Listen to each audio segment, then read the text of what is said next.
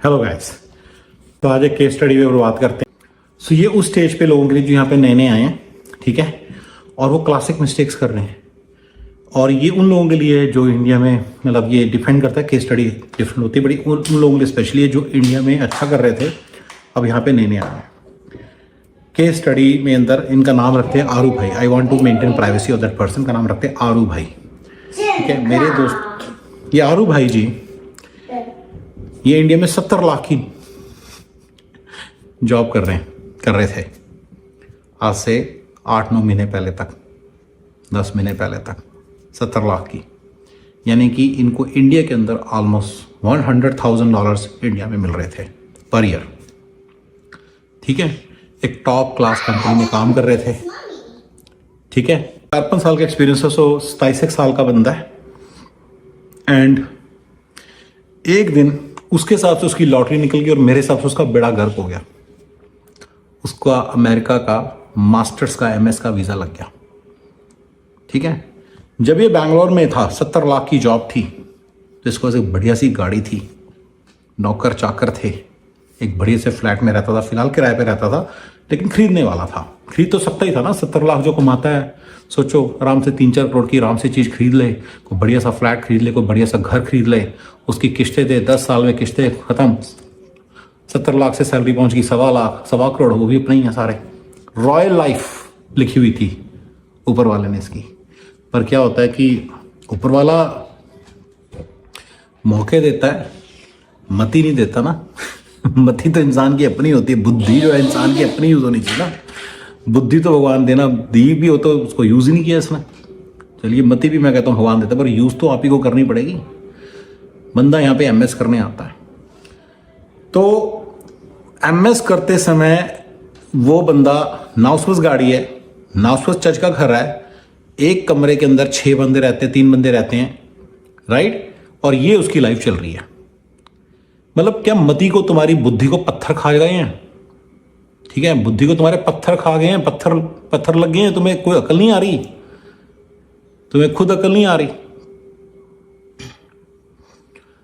इसके साथ साथ एक और बंदा, उसका नाम मैं बोलूंगा कन्नू भाई। जो कन्नू भाई हैं वो इनके जूनियर थे, 22 ईयर्स ओल्ड थे, 21 ईयर्स ओल्ड थे आज से 1 साल पहले, इनके जूनियर थे आरू भाई के, और ये इनके जूनियर थे।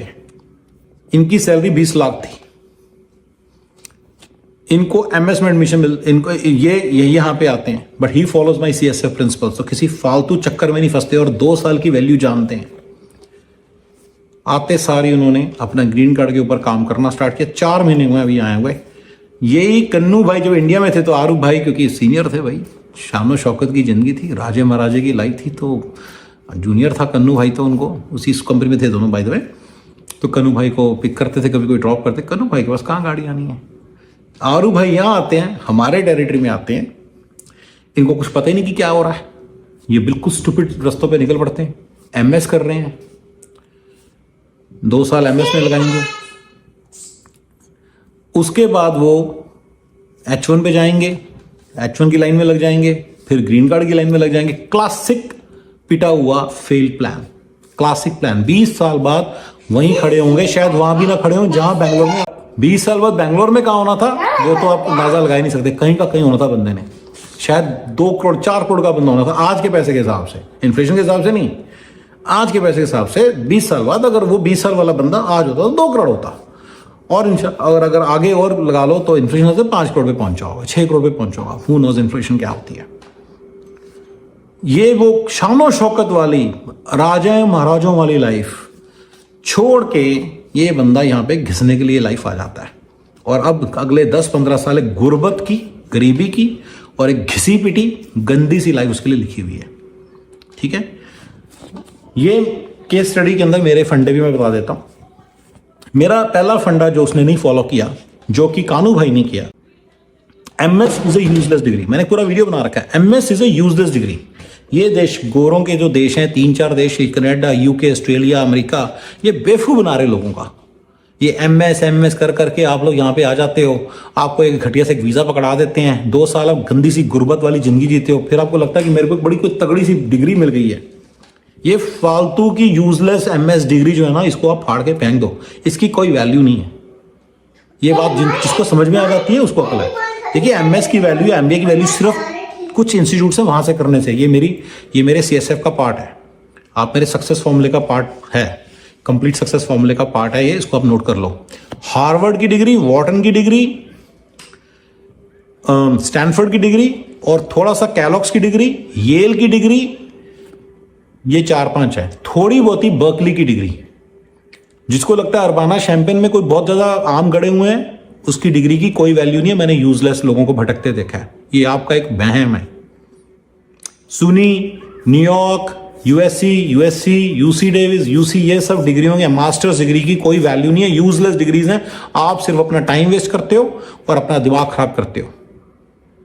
ये सिर्फ पैसे कमाने के धंधे हैं इस देश के, जो को आप समझिए। ये मैंने अच्छी डिग्री के नाम लिए हैं, ये यूएससी वगैरह जो बिल्कुल ही बेकार कॉलेजेस हैं, अरिजोना स्टेट यूनिवर्सिटी अरिजोना, ये वो बेकार है। यूटी है, यूनिवर्सिटी टेक्सास आर्लिंगटन, बिल्कुल बेकार काम है, सिर्फ आपका बेवकूफ बनाया जा रहा है। इससे अच्छा आप उस 2 साल को बचाओ। ये मेरी एमएस की डिग्री में मैंने बोल रखा है, ये मेरा पहला फॉर्मूला, मेरी पहला प्रिंसिपल इन्होंने वायलेट किया कि ग्रीन कार्ड सबसे इंपॉर्टेंट चीज है, ठीक है ना। अगर यहाँ पे आ ही गए हो तो ग्रीन कार्ड सबसे इंपॉर्टेंट चीज है। सबसे पहले इन्होंने मेरा एक बड़ा इंटरेस्टिंग फॉर्मूला, जिसको 70 लाख की नौकरी है, वो इंडिया के अंदर कोई ऑर्गेनिक, कोई डिफरेंट कोई चीज कर ले, अगर उसको करना 70 लाख में, अगर वो प्रॉपर्टीज लेना स्टार्ट करे, ये मेरा पूरा मैं फॉर्मूला दूंगा, जो मेरे हिसाब से बड़ा तगड़ा एक्सीलेंस फॉर्मूला है। अगर एक बंदा ऐसे नंबर्स में काम कर रहा है आईटी के अंदर, उसको क्या करना चाहिए? उसको छोटे छोटे प्लॉट्स लेने चाहिए अपने आसपास, नेटिव के आसपास लेने चाहिए, क्योंकि एक दिन वो अपने नेटिव जरूर जब वापस जा सकेगा, और उसको अपने नेटिव जरूर जाना चाहिए। नेटिव के आसपास छोटे छोटे बड़े बड़े प्लॉट्स ले, 4 मरले के, 100 स्क्वायर यार्ड के, 250 स्क्वायर यार्ड के, 500 स्क्वायर यार्ड के लिए अगर उसको लेना है तो कोई बड़ी बात नहीं है, लेकिन ऐसे करें। ये जो है ना फालतू की चीज, ये छोड़ दे। अमेरिका जाने का चक्कर उसको क्या है? हेक, जो बंदा 22-25 लाख भी कमा रहा है, मैं तो उसको भी कहूंगा कि उसको आने की कोई जरूरत नहीं थी। मैंने बड़ा समझाया था मिस्टर काउन को, उन्होंने माने नहीं, ठीक है, लेकिन एटलीस्ट उन्होंने यहां पे मेरी सारी बात मानी। And now he is following my complete success formula. उसके हिसाब से एमएस की डिग्री के चक्कर में फंसे ही नहीं, और ग्रीन कार्ड की लाइन में लग गए सीधा। H1 के चक्कर में भी नहीं फंसे, हेक F1 ओपीटी सीपीटी के चक्कर में भी नहीं फंसे, किसी चक्कर में नहीं फंसे गौरव के, सीधा GCAAD with in 4 months। BMW चलाते हैं, ऐसे धक्के नहीं खा रहे यहां पे, ऐसे BMW चला रहे हैं। $25,000 की इनकम है, $25,000 की इनकम है। समझ रहे हो क्या कह रहा हूं? कैसे $25,000 की इनकम?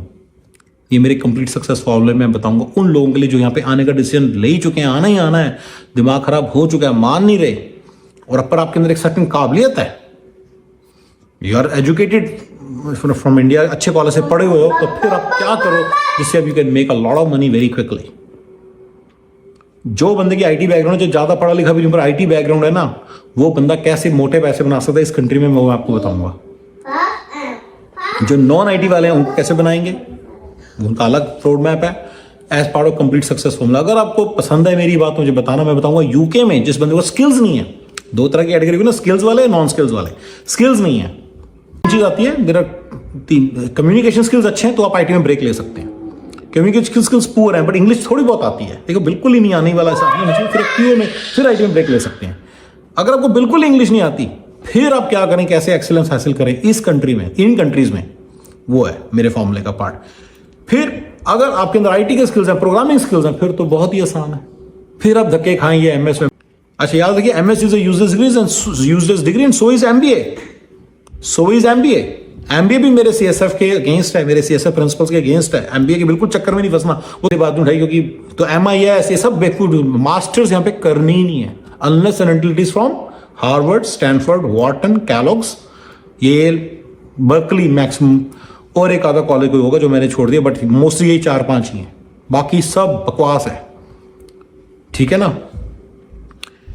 तो ये मैं आपको सामने रख रहा हूं बात।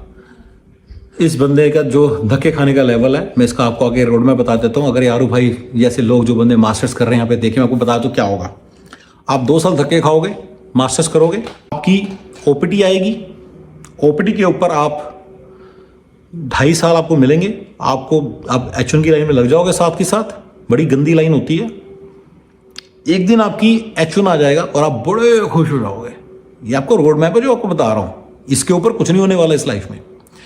ओपीडी के ऊपर आपकी जो सैलरी होगी डिपेंड्स, आप 2 सिचुएशन में आ सकते हो। आपको अच्छी नौकरी मिल जाती है, कंसल्टेंसी में नौकरी मिलती है, ठीक है ना। तो कंसल्टेंसी में नौकरी मिल जाती है, दोनों केस में आपका H1 आएगा। दोनों केस में आपकी जो इनकम होगी 100-120 होगी, बस बात ही खत्म। इससे ऊपर क्या, करोड़ सैलरी, उसी को समझा रहा हूं मैं। इंडिया का जो यहाँ का 1 करोड़ है वो इंडिया के 10 लाख के बराबर है। जो 10 लाख की सैलरी में जो आपका लाइफस्टाइल होता है ना, वो लाइफस्टाइल मिलेगा आपको। बेयरली घर का किराया देने में थोड़ा बहुत जो बचता है उससे आप रोटी पानी खाते हो, बस आराम से जीते हो, वैसा सा लाइफस्टाइल मिलेगा। एंड मेरे ख्याल से जो 10 लाख लेता है उसको मेड भी मिलती है इंडिया में साथ साथ। 10 लाख में मेड अफोर्ड कर पाता है, लेकिन अमेरिका के अंदर आप मेड अभी भी नहीं अफोर्ड कर पाओगे। मिडिल माइनस लाइफस्टाइल में ऐसा अटकोगे, कुछ कहने की हद नहीं। ये मेरा मिडिल माइनस वाला याद रखना। ये फर्स्ट सेकंड वो ये हुआ। इसके बाद क्या था, नेक्स्ट स्टेज आती है, H1 आ गया। ओ भाई गॉड, मैंने कितने लोगों के मैसेजेस देखे हैं Facebook, I got H1 approved, सारे कांग्रेचुलेशंस, वाओ तेरी तो निकल पड़ी। H1 कुछ नहीं है, मेरा वीडियो देखो। H1 is a slave visa. ये सिर्फ एक स्लेवरी है, मॉडर्न डे स्लेवरी। इसके ऊपर कुछ नहीं है। ये बात लगती है जिसको आपको पता नहीं होता। H1 पे लगने के बाद आपकी सैलरी हो जाएगी मे बी $15,000, जो मेरा नंबर है ना 10 से 12, 15। आपको लगेगा 15 × 8, आप तो मल्टीप्लाई करते हो ना हर चीज को, क्योंकि आपको समझ तो है नहीं। 1.25 करोड़ रुपए मेरी सैलरी। कटकटा के तो कुछ कम ही आता है, वो थोड़ा सा तो दिमाग लगा लो। कटकटा के वाले को चेक करो। आई नो वन गाय जिसकी 250 के सैलरी, वो तो ऐसे बार 250 के × 8 3 crore salary, sorry 2 crore salary गिना रहे हैं सबको जा जाके। टैक्स तो काट लो कम से कम, इतना तो समझदारी रखो। इतना तो आप अपने आप को धोखा मत दो ना। टैक्स तो काट लो। अगर आप कैलिफोर्निया में रह रहे हो तो काटोगे कि नहीं काटोगे टैक्स, ठीक है ना। मैं आपको किसी समय आपको बताऊंगा कि आपको कहां जाना। आप एडीपी पेरोल कैलकुलेटर पे जाके ADP, A as in Andrew, D as in David, P as in Peter, ADP payroll calculator पे जाके अपना डाल सकते हो कि ये मेरी सैलरी, ये मेरा स्टेट है, कितने मेरे को हाथ में कटकटा के आएंगे। एनीवे, इतना तो आप डालोगे कि नहीं डालोगे। इतना तो बेसिक कॉमन सेंस कहती है, इतना तो बेसिक कॉमन सेंस कहती है। इतना तो आप चेक करोगे ना यार, चेक करो, आपको पता चलेगा कि हाथ में कितना कटकटा के हाथ में आएगा। उसके बाद ये आपके आप सेट हो गया। ग्रीन कार्ड आने तक घिस घिस के 150, 160, 150, 160, 140, 130, 150, 160, इसी रेंज में रहोगे। जिसका ग्रीन कार्ड आ जाएगा वो 200, 180, 200। वो जो मेरा CSF का पार्ट है ना, कि आपको 10-15 हज़ार कमाने से कोई नहीं हो सकता पर हेड, वो वाली बात आ जाएगी। तब तक कोई खर्चे आ जाएंगे, बच्चे आ जाएंगे, बीवी आ जाएगी, घर आ जाएगा, इतने खर्चे हो जाएंगे, ये भी कुछ नहीं बनेगा। और आप एक मिडिल माइनस लाइफस्टाइल में अटक जाएंगे। आपको मैं वीडियो बनाऊंगा एक, जिसमें बताऊंगा कि घर के क्या क्या खर्चे होते हैं इस कंट्री में, अगर आपने एक सर्टेन नॉर्मल तरीके से रहना है।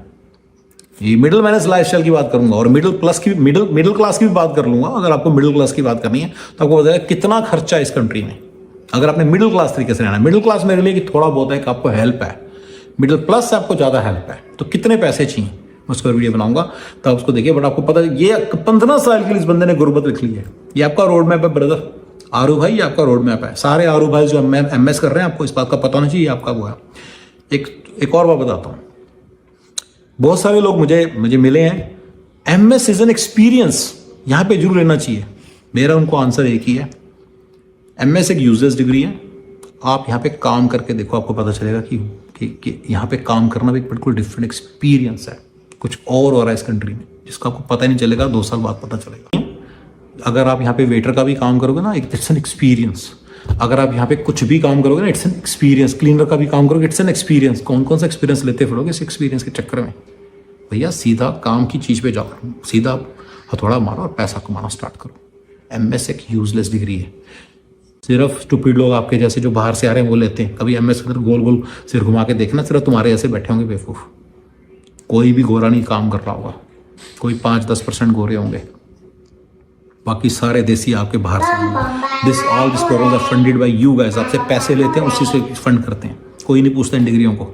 अगर इतनी इन डिग्रियों की वैल्यू है तो इस कंट्री में तो स्कॉलरशिप्स का फंड है ना, तो आपको स्कॉलरशिप्स क्यों नहीं देते तगड़ी तगड़ी? $3-3, $4-4 पर मंथ की स्कॉलरशिप क्यों नहीं देते? इतनी इन डिग्री की वैल्यू है तो, ठीक है ना। मैं आपको एक और केस स्टडी बताऊंगा जल्दी, और आपको सारे खर्चे वाला वीडियो भी बनाऊंगा, ठीक है। All right guys, it was really nice talking to you, thank you very much.